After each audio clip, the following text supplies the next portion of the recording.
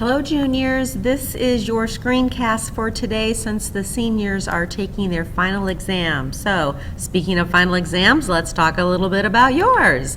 It will be worth 90 points. It is over the entire course, and yes, it is open note. The first 80 will be on a Scantron, so please make sure you bring a pencil. And just like I did for the seniors, I've separated the questions by the units. So all of Unit 1 questions are together and so forth. You do get to use your notes, but you won't have time to look every single question up. So you want to be familiar with these ideas, or even post in your notes, gosh, I'm really kind of iffy on this, like say it's classical conditioning, and so when I get to a classical conditioning, I can turn right to my notes and look at it. The written portion, the essay portion, combines this unit, mental illness, with all other parts of the class, and there'll be 8 possible questions, and you pick 2.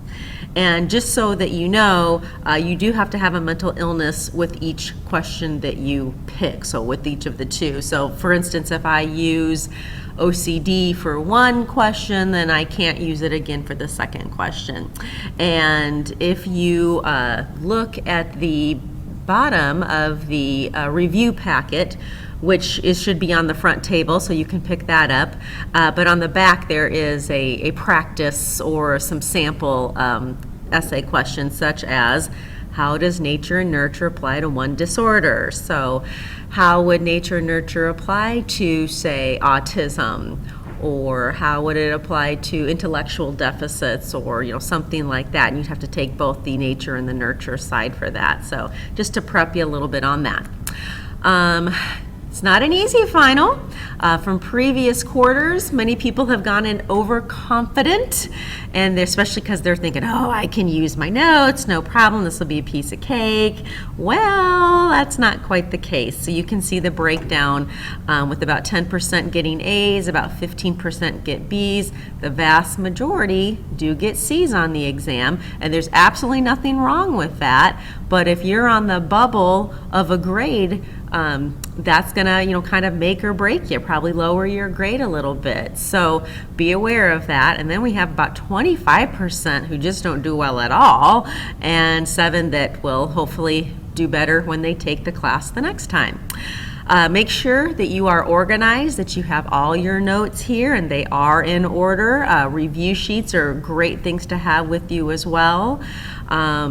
Work through the review pages. I don't care if you don't complete every single thing, but it sure is a good way to kind of clean out those cobwebs in your brain and make sure that you're aware of everything. I usually curve this, so maybe it's out of 87 instead of 90, so that only helps you because that gives you 3 extra points. So once you see it, don't email me and beg me to give you some points because I've already given them to you. Plus, remember that you've got your freebie coupon, so you can come up and ask me for 3 questions provided you haven't used that already.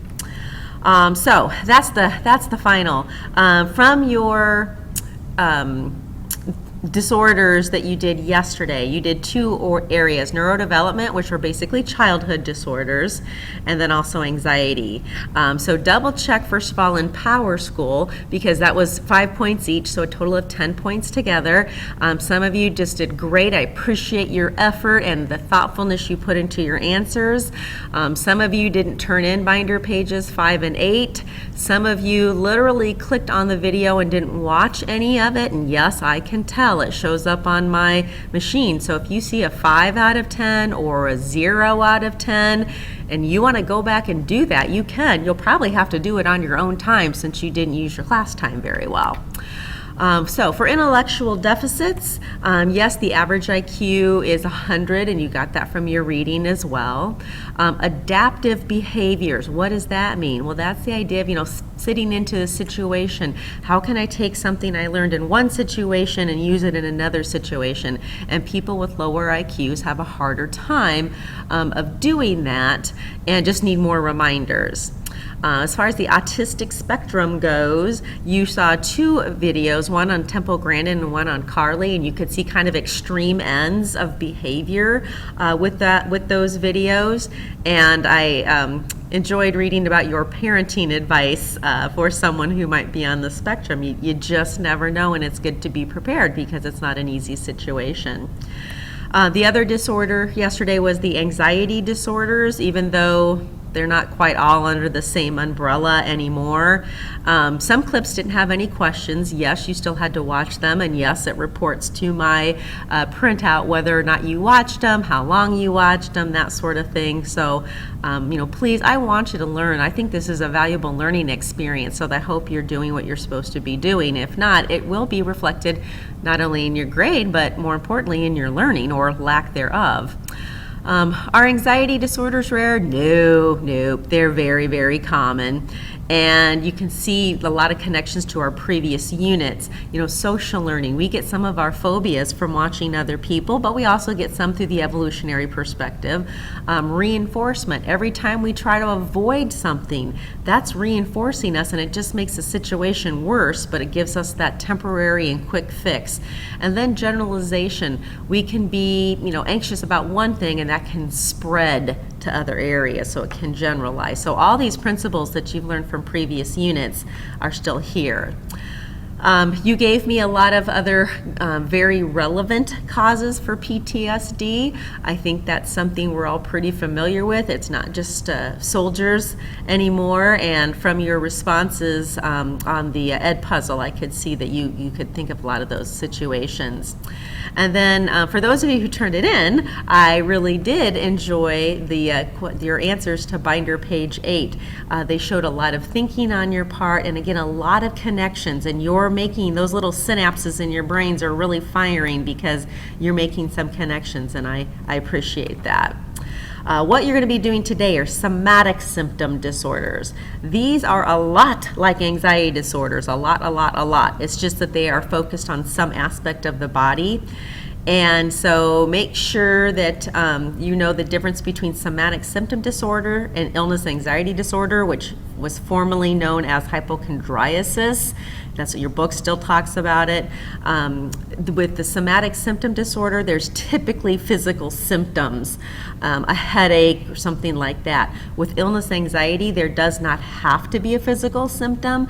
You're just so worried about that happening that this panic sets in, and they're hyper sensitive to any changes in their bodies.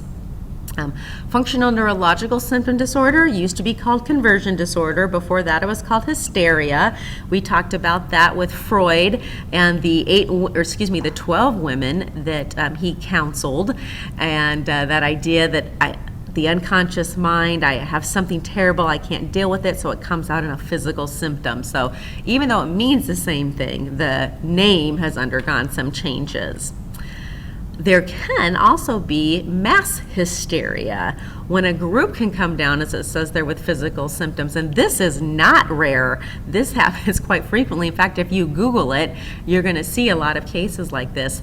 Probably the most recent one that I can think of was just a few years back, a group of high school girls in the Northeast, I can't remember which state it was, but all of a sudden started having seizures and tics.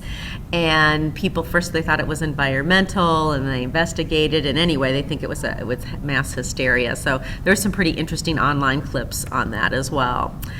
And then factitious and factitious imposed on others. This used to be called Munchausen syndrome and Munchausen by proxy. It's just a little more updated, but this is when you fake being ill in order to get attention, or you literally make yourself ill to get attention. Like you scratch your arm, and then somebody says, "Oh, you poor thing," and they give you all this love, and you faked it the whole time just to get their attention. So, and factitious imposed on others is when you make other people sick. So kind of revisit the idea of insanity. There are, usually it's mothers, it's not just mothers, but usually mothers who will do things like put poison in their foods, their kids' foods, not because they really want to hurt them, just because they want people to see what a good parent they are by always taking care of them. So you're going to have some clips to watch, And those clips are listed for you on page 10, I believe. Yep, 10, and there are 5 of them. And after the clips, then on page 10 and 11, you have some short little cases, and see if you can diagnose those cases. And hopefully we'll go over those answers at the end of class today if the seniors are done with their final.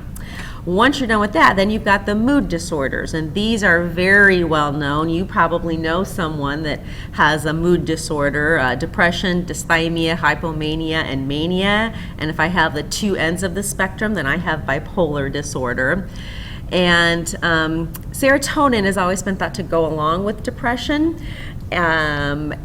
You know, and it's not that it doesn't, it's just that instead of just putting more serotonin or a placebo or a chemical for serotonin in our bodies, they're thinking it might be more neurological. So they're thinking of like aerobics for the brain can kind of help you. The thing that I find so interesting about this, no matter what disorder you have, whether it's schizophrenia, mood disorder, anxiety disorder, yes, there are pharmaceuticals that can help you, but go back to that biopsychosocial part.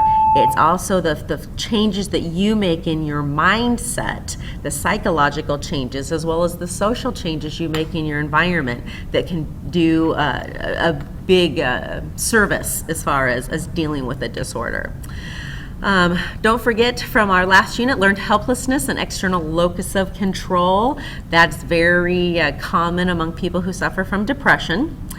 And these clips there's not as many as them, so these clips should take about 15 minutes. Those 3 clips are found on binder page 13.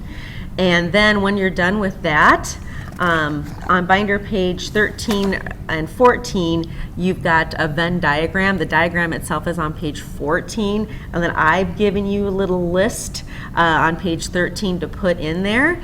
And I'd like you to be able to turn those in.